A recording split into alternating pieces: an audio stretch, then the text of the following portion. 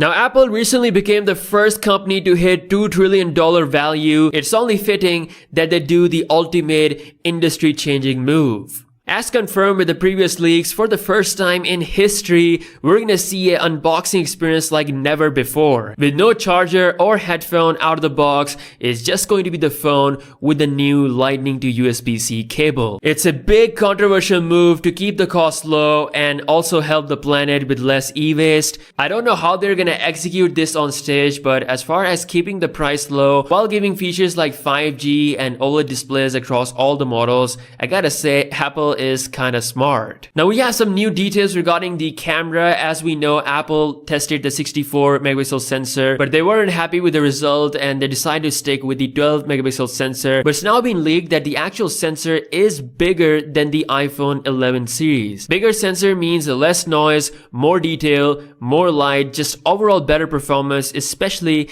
in low light situations. Now I don't expect the sensor to be as big as other Android phones, but still it's going to be a noticeable upgrade.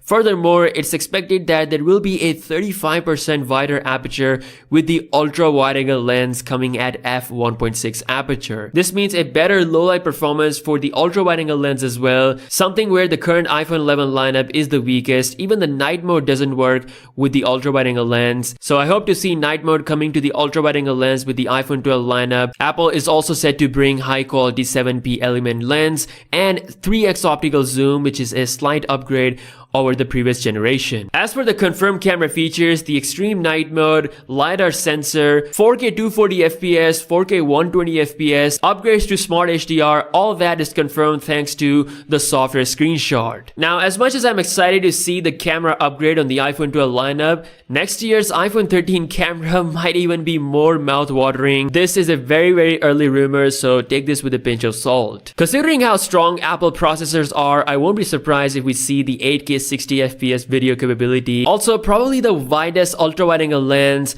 a brand new front camera, along with more zoom capability. Again, it's a very early rumor. It's time to get back to the present, to the iPhone 12 lineup, which is coming in the month of October. Alongside that, Apple could unveil a new accessory called AirTag. It's a small tracker accessory that can be attached to other things. It's said to utilize the ultra-wideband technology on the iPhone to help you locate those lost items without the actual need of GPS or even the internet connectivity, which is pretty cool. Apple has recently registered some unreleased Apple Watch series models as well as some iPad models, so this is in line with the previous leak that Apple will unveil the Apple Watch Series 6 as well as the brand new iPad 2020 lineup in the month of October. We also got some leaked design detail of the iPad Air. It's actually rocking the Face ID and some slimmer bezels. According to John, Apple will be announcing the brand new Watch Series 6 and some new iPads with the press release, whereas the iPhone 12 lineup will be having their dedicated online launch event, which is actually being shot right now. Super excited to see how Apple will pull that off considering their awesome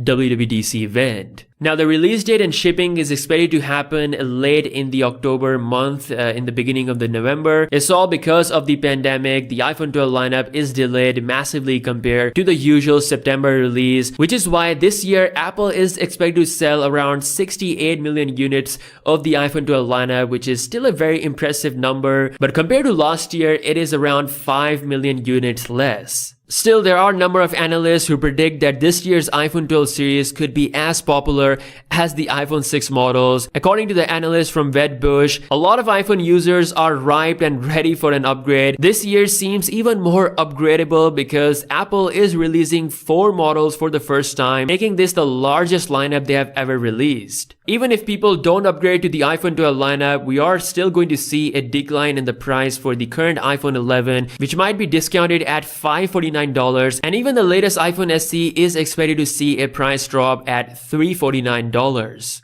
All in all, Apple is making some smart moves when it comes to the pricing. Now, we have some more rumors regarding the Apple A14 powered MacBook Pro. The report says that the first MacBook Pro with the Apple A14 Bionic chip might ship later this year. It could rock the A14 chip, or it could also come with A14X. We're not fully sure. But one thing is clear, that this is indeed happening this year. Now, talking about Macs, according to a new report coming from China, Apple will be bringing their first integrated GPU based on TSMC TSMC's 5nm process for its iMac next year in 2021. With Huawei out of the picture, all the 5nm milky sweet juice from TSMC is for Apple, which is why TSMC will be happy to do this for Apple. This will allow developers to really take advantage of Apple's own GPU. Imagine next year the level of control Apple will be having on its own computers, coming with their own CPU and now their own GPU on top of their own software. I can't wait to see the performance and optimization, especially with video editing and workflow.